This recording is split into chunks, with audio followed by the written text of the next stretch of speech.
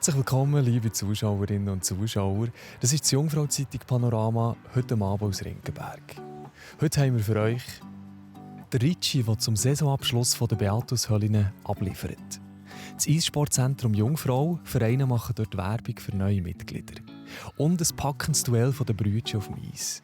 Jetzt aber zuerst noch Aktuelles aus der Region, die zu reden gibt. Weniger Unfälle auf Schweizer Strassen. In den vergangenen 5 Jahren haben durchschnittlich 220 Menschen ihr Leben verloren.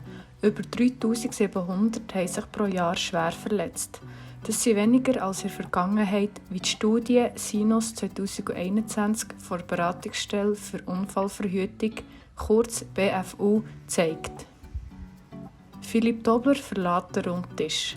Letzte Woche hat der Gemeindepräsident von Oberhofen in der Sendung «Schweiz aktuell» seinen Weggang vom runden Tisch zur Thuner Verkehrssituation bekannt gegeben.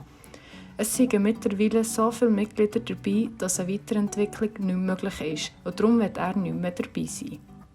Eine grosse Stimme im kleinen Rahmen. Der Ricci ist zum Saisonabschluss der Beatus-Hölline auftreten. Das Konzert vom Interlakener Musiker hat an diesem Tag definitiv zu den Highlights gehört. Der Pascal Müller berichtet. Wir haben zusammen gehört, schon seit dem ersten Tag. Wir haben es treu geschworen und schon verloren, unmöglich war. Absoluter Traumtag und es wird wahnsinnig schön. Wir sind mit dem gereist. Und was wir dann erlebt haben, hat uns für immer zusammengeschweißt. Wir sind weit weg von Normalität und ich hoffe immer noch jeden Tag, wenn ich am Morgen erwache, es war ganz nur ein Traum. Und ob wir leider nicht mehr müssen, lass uns alles riskieren. Bei mir ist früher geträumt, einfach mal gehen. Aber ich bin insofern trotzdem motiviert, ich schreibe neue Songs und wir sind einfach immer alles wieder ein bisschen am Hin und Her schieben, bis der Zeitpunkt kommt, wo es wieder weiter und losgeht. Das werden wir dann sehen. Also ich spiele nur mit meinem Keyboarder im Duo und solche Sachen sind sowieso in den letzten 1,5 Jahren immer wichtiger geworden, weil das sind so die Events, wo man eben spielen kann. Es hat nicht Hunderte oder Tausende von Leuten, sondern es ist eher in einem kleinen, gediegenen Rahmen mit ein paar wenigen, die das sehen dürfen, so quasi. So, mir ist es früher nicht entgangen.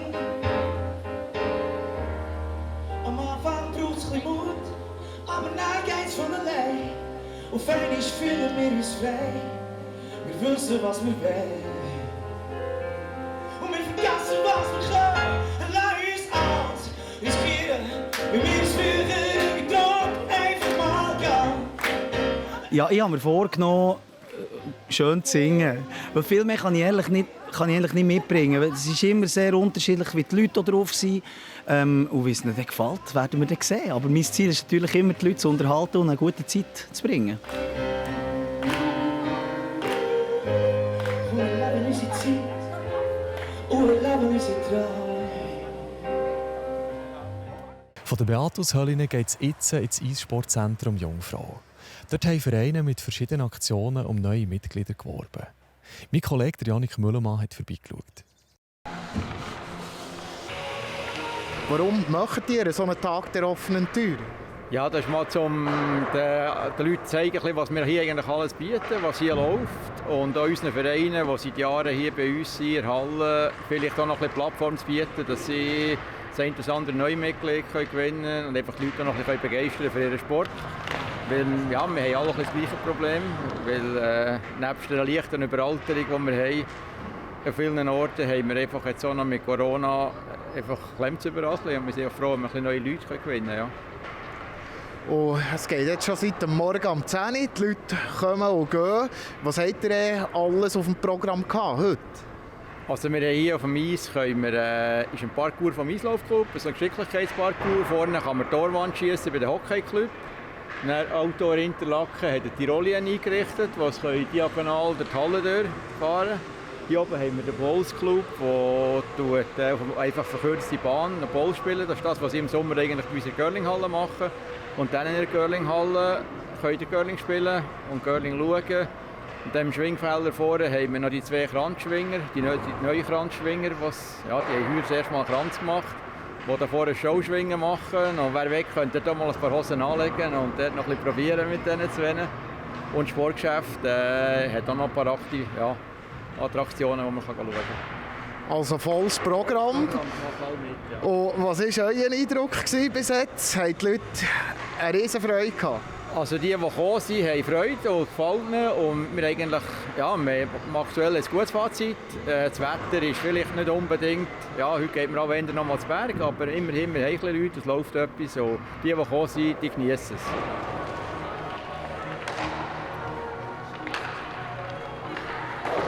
Wir bleiben noch auf dem Eis. Dort haben sich zwei Brüder ein Duell geliefert. Der eine spielt beim EHC Adelboden, der andere beim EHC Arosa. Die beiden Zeitbrüder haben im Cup-Achtelfinale gegeneinander gespielt. Adelboden ist aus, Arosa ist weiter.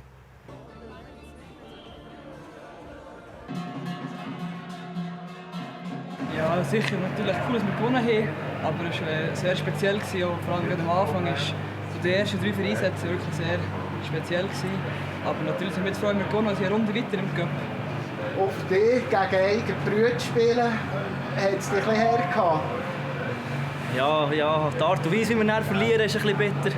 Wir haben zu Start verwurscht und gehen 3 in Führung und dann geben wir es gerade ein bisschen schnell und ein bisschen Ring aus der Hand. Und, gegen Brüder zu verlieren ist natürlich noch ein bisschen bitterer. Ja. Ich wollte sagen, hat es früher auch noch ein bisschen Geschwisterrivalitäten gegeben oder ist das nur draussen auf dem Eis so? Nein, die hat es schon gegeben. Aber später ein bisschen weniger, aber früher schon mehr. Ja. Aber die haben nicht für mich entschieden meistens. Ist das heute Abend so wirklich das ultimative Bruderduell gewesen?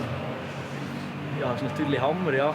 Eben, man rechnet sich da vielleicht manchmal, oder ja, wir haben schon ein bisschen Chancen ausgerechnet, aber sie sind natürlich eine Liga höher und dann verwünschen wir so einen Start, den sie müssen nehmen. Und das war natürlich cool für das Duell, ja. Aber man muss sagen, der dritte Bruder gefällt noch. Dann wäre es das ultimative Bruderduell, weil alle 3 gegeneinander spielen. Das wäre dann noch. Aber am liebsten spielen wir dann am Schluss noch alle zusammen im gleichen Team. Ja. Kommt es dann gut. Ein kleines anderes Duell gibt es ja am Himmel, dort heisst es Sonne gegen Wolken. Wie das rauskommt, das hört ihr in ein paar Momenten von unseren Kollegen von Media News. So viel für heute. Mehr spannende Beiträge findet ihr auf jungfrauzeitung.ch und uns gibt es dann morgen wieder. Ich wünsche einen schönen Feierabend. Das Wetter wird euch präsentiert von Interlaken Tourismus. Hier ist das Jungfrau-Zeitungswetter für das Berner Oberland. Wir haben Dienstag, den 26. Oktober. Ja, schwache Störung hat uns heute überquert. Speziell am Vormittag hat es dicke Wolken gegeben. Es ist da und dort ein bisschen nass geworden. Dahinter hat es aber auch wieder aufgetan.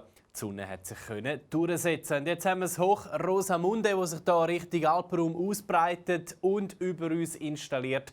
Und entsprechend in den nächsten paar Tagen für richtig schönes Bergwetter sorgt. Auch morgen am Mittwoch sieht das sehr schön aus. Wir haben zum Teil ein paar Nebel- und Hochnebelfelder unterhalb von 1000 Meter. So schauen noch ein paar wenige Restwolken am Morgen. Die lösen sich aber gleich auf und dann steht an einem sonnigen Mittwoch eben nichts mehr im Weg. Ein richtiger Traumtag. In der Höhe wird es deutlich milder. Und auch in den Tiefenlagen dann zweistellige Temperaturen. Wir erreichen hier am Thuner und Brienzersee maximal um die 12 bis 13 Grad. Ein Tag zum Rausgehen und geniessen. Und wenn Sie das nicht können, halb so schlimm.